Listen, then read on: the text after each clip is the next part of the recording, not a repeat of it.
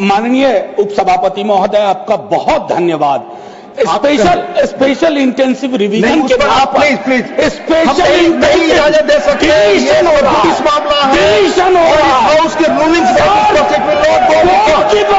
इस हाउस की रूलिंग स्पष्ट है। इलेक्शन कमीशन कॉन्स्टिट्यूशनल बॉडी है, इलेक्शन कमीशन कॉन्स्टिट्यूशनल बॉडी है और सुप्रीम कोर्ट के अंदर मामला सब जुडिस है। I will not allow. Please doctor Ashok Kumar Mittal, it's 0 over. Sir, मैं धन्यवाद देता हूं कि आपने मुझे एक ऐसी समस्या उठाने का अवसर दिया। आप सब जो हर बहस के लिए चुप नहीं है। आप सब नहीं चाहते कि आपके सवाल उठाएं। बिजनेस की बात करते हैं, लेकिन ईज ऑफ आपके सर्विसेज का साल से दे रहे हैं, जगह जाए और जो सवाल आप उठाना चाहते हैं जनता का 0 आवर सभी क्वेश्चन आवर मेंबर्स आवर करने की मैं सरकार का बिजनेस नहीं है। और आप कहते हैं कि पार्लियामेंट को लोकतांत्रिक ढंग से चलाने में दिलचस्पी लगाने पड़े।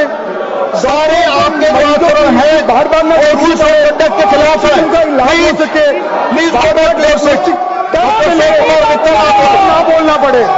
मैं ये मांग सकता हूँ कि हम आप एक मंत्री सदस्य को बोलने नहीं दे रहे हैं, आप लोकतंत्र की बात करते हैं तो पूरी तरह से कभी को बोलने नहीं दे रहे हैं। बोलिए, RML हो या एम्स हो या गंगाराम हो, मरीज आपको की फाइलों के लिए लंबी लाइनों में लगे रहते हैं। यह समस्या सिर्फ काउंटरों की नहीं है। हेल्थ नेशनल हेल्थ प्रोफाइल के मुताबिक भारत में प्रति 1000 आबादी के पीछे सिर्फ 0.6 है। WHO के मुताबिक सिर्फ 0.1 सदस्य को बोलने से आप बात नहीं सकते। मरीज की पूरी मेडिकल हिस्ट्री को कैसे समझेगा? इसी जल्दबाजी में अब हमें भारत में हर साल 12 लाख मेडिकल एरर होते हैं जो मरीजों की जान के लिए खतरा है। Sir, out of pocket expenditure और भारतीय को हजारों रुपए अपनी जेब से पूरा देश देख रहा है। आप एक जन समस्या उठाने नहीं दे रहे हैं, पोस्ट बढ़ा देते हैं। ये आपको लोकतांत्रिक और संसद के नियम है कि उठाने उसके प्रतिकार है। जनरेशन 1 हेल्थ कार्ड को चोरी बंद करो। सर, जैसे फाइनेंशियल कार्ड पे सभी जानकारी होती है, ऐसे मेडिकल हेल्थ कार्ड में चोरी जानकारी होती है, ताकि मजदूर मरीज को चोरी बंद करो। डॉक्टरों को कुछ ही करने चोरी बंद करो और बार बार होने वाले चोरी बंद करो ना रहे। इसलिए मैं सदन चोरी बंद करो। 1 नेशन 1 हेल्थ चोरी बंद करें ताकि पूरे देश चोरी मत करो। धन्यवाद सर। धन्यवाद। आप नहीं चाहते कि आपके कलीग्स 0 आवर के अपने मुद्दे देश के उठाएं। आप ये उनके साथ अन्याय कर रहे हैं। ये लोकतांत्रिक आचरण नहीं है। अपनी सीटों पर जाएं। आप रूल्स का पालन नहीं करते। Please go back to your seats. Shri Rayaga Krishnaiah, Shri Rayaga Krishnaiah, Shri Rayaga Krishnaiah मौजूद नहीं। The house will meet at 12 noon. Thank you. कि हमारा टेररिज्म से कोई लेन देन नहीं है, ये तो अब ऐसे ही ग्रुप करते हैं। हम तो विक्टिम है, जो मनमोहन सिंह ने सर्टिफाइड भी कर दिया था कि ये भी विक्टिम है। मान्यवर, मगर दूसरे दिन इनकी श्रद्धांजलि का कार्यक्रम हुआ और पाकिस्तान को मालूम नहीं पड़ा कि ये पूरी दुनिया देखेगी।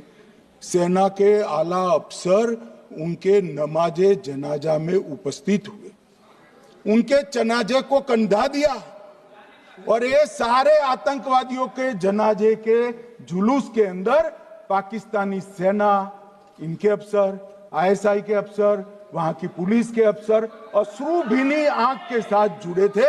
और मान्यवर, ये सिंदूर ने पाकिस्तान को पूरी दुनिया में एक्सपोज कर दिया कि पाकिस्तान के अंदर टेररिज्म स्टेट स्पॉन्सर्ड टेररिज्म है। ये पूरी तरह से मान्यवर पूरी तरह से एक्सपोज हो गया। 8 मई को पाकिस्तान ने हमारे रिहायशी इलाकों में हमला किया, हमारे सेना के अड्डों पर हमला किया, मगर एक भी मिसाइल से उनका कुछ नुकसान नहीं कर पाई। बहुत नजदीक से की हुई गोलाबारी के कारण हमारे गुरुद्वारा टूटा, एक मंदिर टूटा, कुछ हमारे नागरिक हताहत हुए।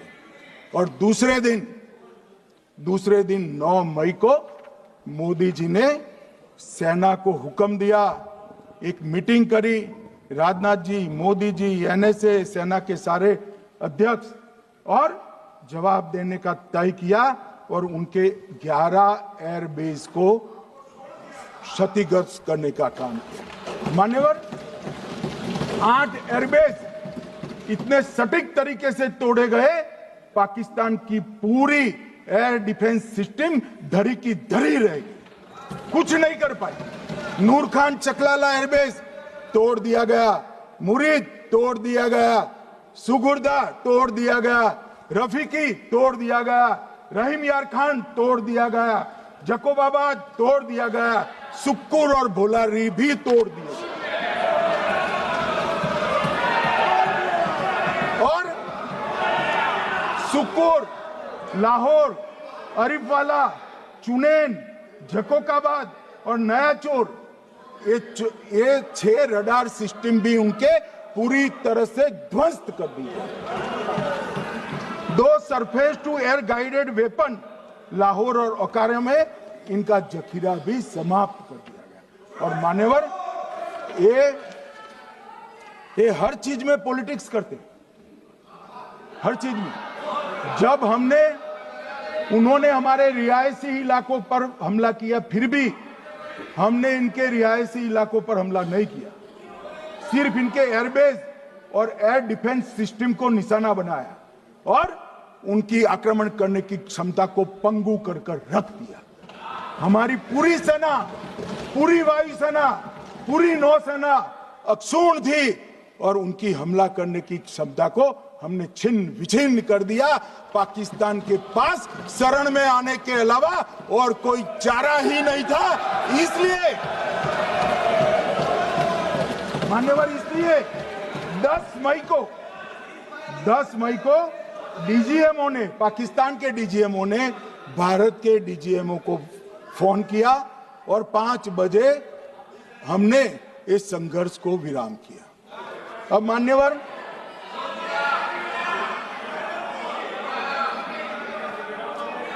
ये लोग कल सवाल उठा रहे थे कि इतनी अच्छी पोजीशन में थे, आपने युद्ध क्यों नहीं किया?